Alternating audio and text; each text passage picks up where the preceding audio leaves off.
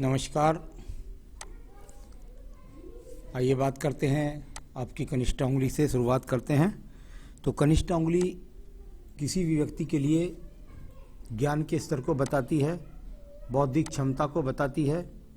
ये अगर सूर्य की उंगली के प्रथम पर्व के अलगाव से बराबर पहुंचती है तो बहुत सुंदर स्वरूप इसका कहा जाता है।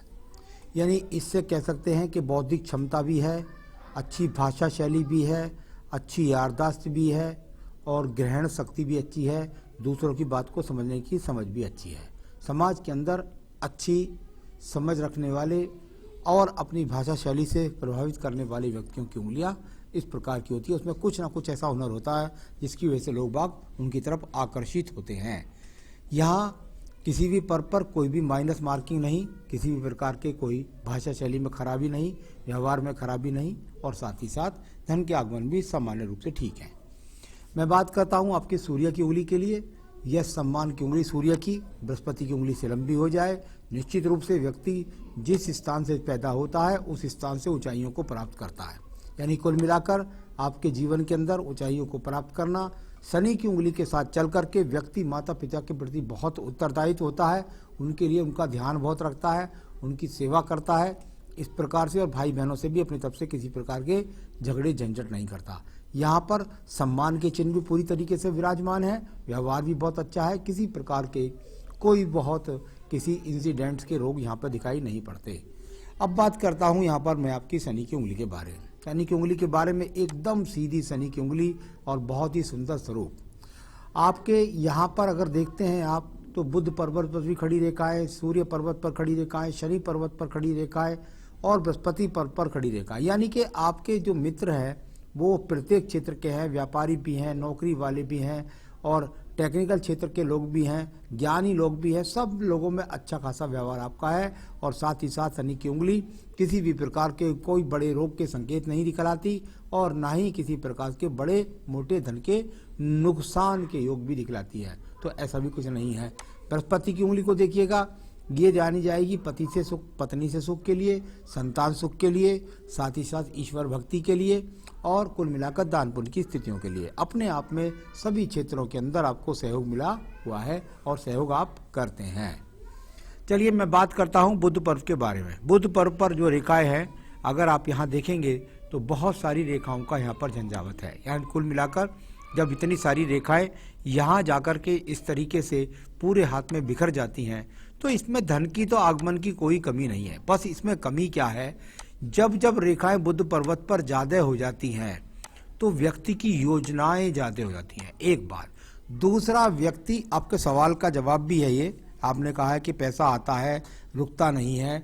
तो देखिए मैं बता देता हूँ, जिस व्यक्ति के यहाँ पर 4 रेखाएं समान रूप से खड़ी होती है या 2 रेखाएं समान रूप से खड़ी होती हैं उसके पास धन के आगमन के स्रोत ज्यादा होते हैं। जब इस प्रकार की ज्यादा रेखाओं का बिखराव हो जाता है तो व्यक्ति के जीवन के अंदर व्यक्ति की योजनाएं बहुत होती हैं। साथ ही साथ ऐसा व्यक्ति पैसे को बिखेर देता है, एकदम रोक नहीं पाता है, यानी कंजूस प्रवृत्ति का व्यक्ति नहीं है। सबसे बड़ी बात यह है। दूसरी बात यह है, जब इतनी सारी रेखाएं हैं तो धन के आगमन आने के से पहले ही उसके व्यक्ति के पास योजनाएं तैयार रहती है। ऐसे व्यक्ति की कई भाषाओं पर भी मैंने विजय प्राप्त कर, यानी 2-3 भाषाओं का जानकार भी होता है। तो ये अच्छा खासा संकेत यहाँ आपके बुध पर्वत पर, इसको मैं खराब पर्व नहीं कह सकता। हाँ ये है कि भाई खर्चीला स्वभाव आपका है, इसकी वजह से पैसा आपका रुकता नहीं है। यहाँ पर देखिएगा ये सूर्य पर्व पर रेखाएं, यहाँ इनको देखिएगा, यहाँ इनसे दूसरी रेखाओं का संपर्क भी है और ये इस तरीके से यहाँ पर अगर देखते हैं तो जब इस प्रकार से रेखाएं सूर्य पर्व पर ज़्यादा काटने लगती हैं तो मैंने देखा है कि व्यक्ति जो है कुल मिलाकर अपने जीवन में आसानी से खड़ा नहीं होता, यानी कि अपने सम्मान को व्यक्ति ने बहुत संघर्ष से बनाया होता है। साथ ही साथ व्यक्ति के जीवन के अंतर्गत युवा अवस्था में ट्रेवल्स ज़्यादा होती हैं। यहाँ पर सम्मान में किसी प्रकार का कोई इशू खराब नहीं दिखाई देता। अब आइए बात करते हैं आपके पर्व की, जिसको बोलते हैं धन का पर्व। और धन का पर्व सामान्य है और उस पर ये खड़ी हुई रेखाएं, ये अच्छा संकेत है क्योंकि आपके यहाँ 55 वर्ष के बाद में इन रेखा को ही पढ़ा जाएगा। ये 55 वर्ष के बाद में समानांतर रूप से रेखाएं जब इतनी लग जाए तो ऐसा नहीं है कि व्यक्ति को स्वयं का ही धन के आगमन बनेंगे। व्यक्ति के पास स्वयं के धन के आगमन के अलावा व्यक्ति को परिवार का सपोर्ट भी मिलेगा और कुल मिलाकर के उसके जीवन के अंत समय तक अच्छे धन के आगमन, करोड़ों रुपए का मालिक ऐसा व्यक्ति होता है, संपत्ति सहित।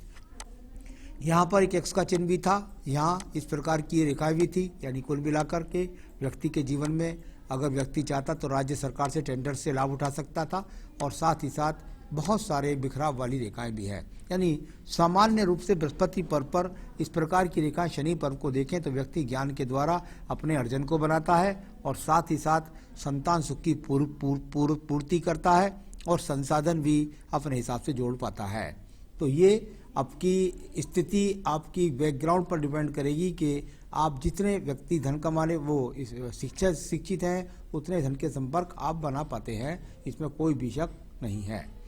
चलिए अब बात करते हैं इसके बाद में हम आपके यहाँ पर हृदय रेखा के बारे में। हृदय रेखा शुरू में दो मुखी हो जाए, इस तरीके से दो मुखी रेखा चले तो व्यक्ति अपने मन के अंदर ज़्यादा बातों को छुपा नहीं पाता है, साथ ही साथ दूसरे लोगों की हेल्प करता है। जब व्यक्ति की नीचे की तरफ ज़्यादा रेखाएं हृदय रेखाएं गिरने लगे, इसका ज़्यादा संबंध जो है वो जाकर शनि पर्व के नीचे की तरफ खिंचा और यहाँ से एक मंगल रेखा अंदरूनी रूप से आकर के यहाँ पर आपकी इस प्रकार से ये मंगल रेखा आकर के और सीधा सीधा हृदय रेखा के साथ भी मिलती है।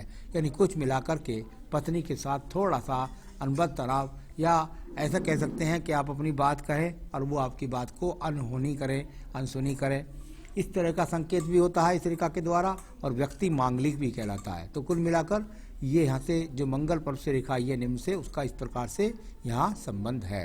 रेखा काट कर नहीं जाती, व्यक्ति परिवार को प्यार भी बहुत करता है।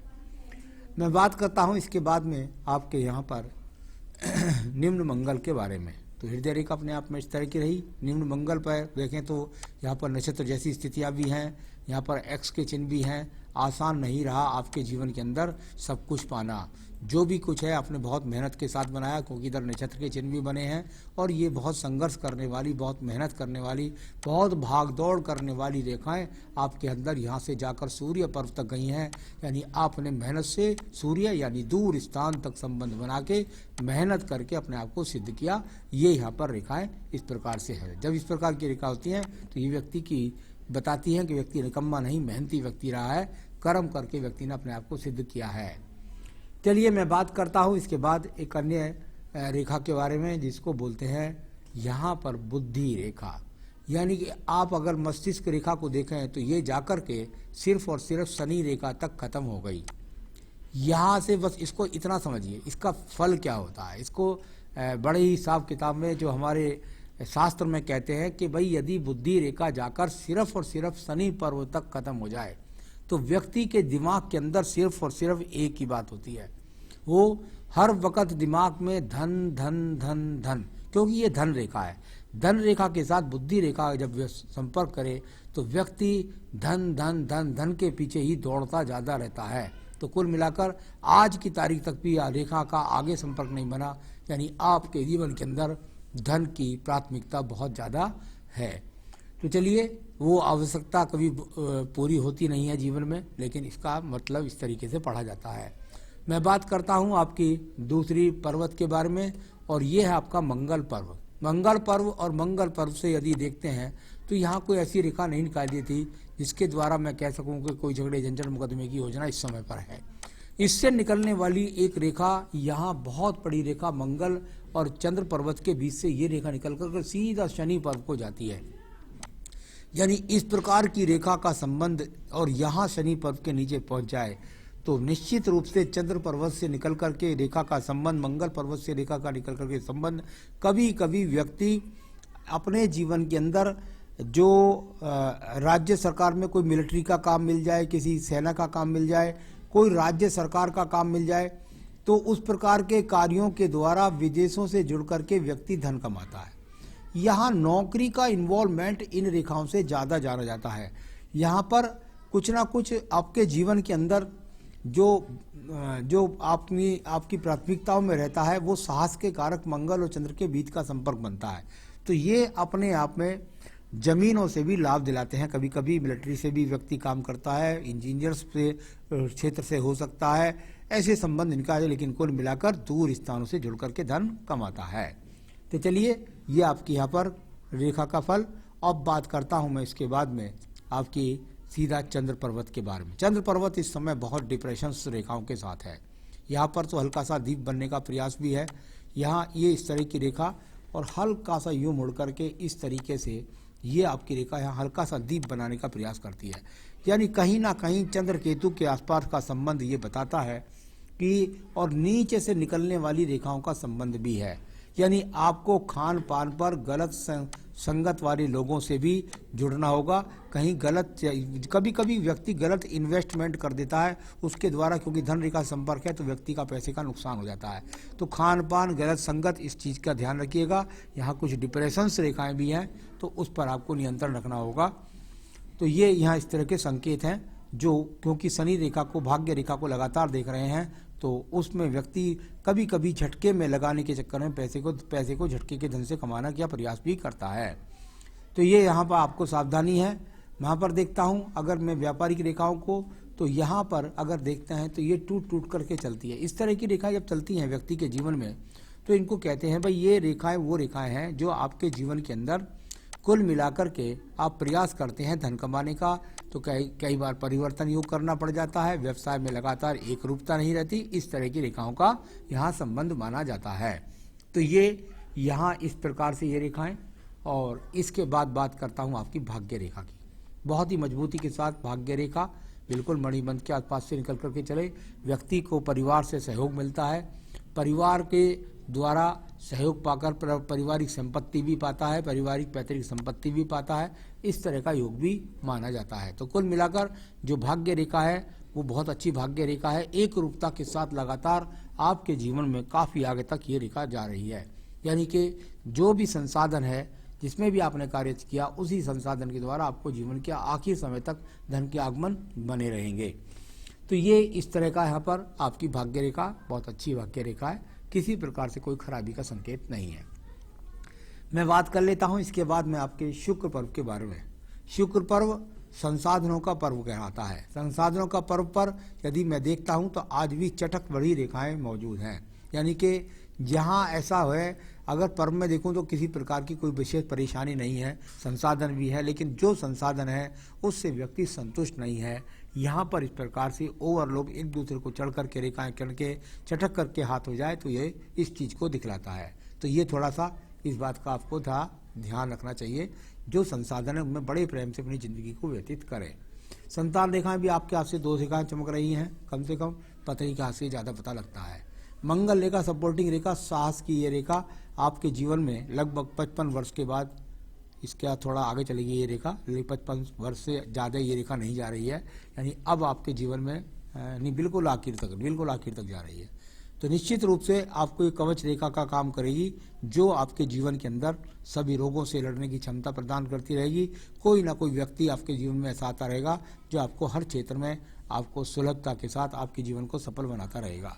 तो ये इस प्रकार की मंगल रेखा का आपका फल है। आयु रेखा को देखिएगा, बहुत ही मजबूती के साथ आपकी आयु रेखा और लगभग पहुंच गई है 78 से 80 वर्ष तक। तो बहुत ही सुंदर आयु रेखा का स्वरूप भी यहाँ पर मौजूद है।